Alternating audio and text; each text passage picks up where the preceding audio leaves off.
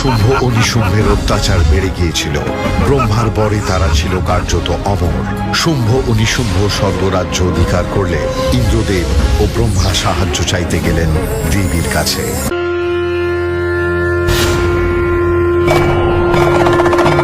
দেবাদিদেব প্রণাম দেবী, স্বর্গরাজ্য চরম বিপদের সম্মুখীন হয়েছে। কি ঘটেছে ইন্দ্রদেব? আপনাদের এত বিচলিত দেখাচ্ছে কেন?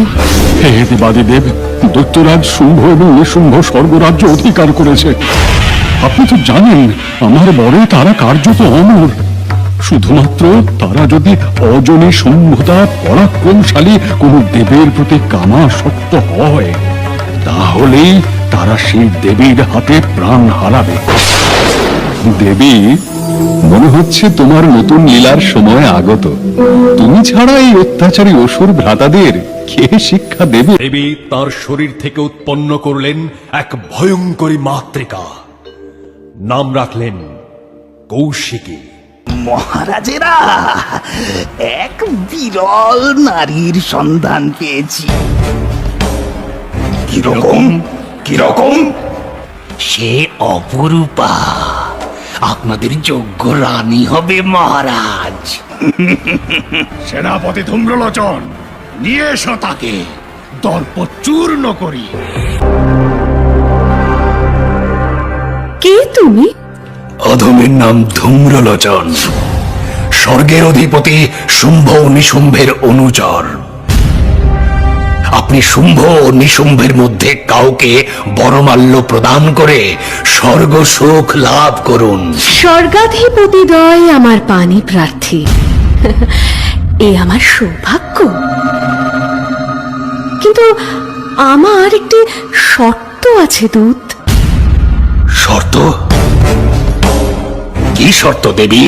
আমি প্রতিজ্ঞাবদ্ধ, যিনি আমায় যুদ্ধে পরাজিত করে আমার দর্প চূর্ণ করবেন, যিনি আমার সমকক্ষ, তাকেই আমি বরমাল্য প্রদান করব। যাও, তোমার প্রভুদের কাছে এই সংবাদ পৌঁছে দাও। কিন্তু দেবী, আমার উপর আদেশ, অনুরোধে রাজি না হলে আপনাকে বন্দিনী করে কেশ আকর্ষণ করে নিয়ে যাব।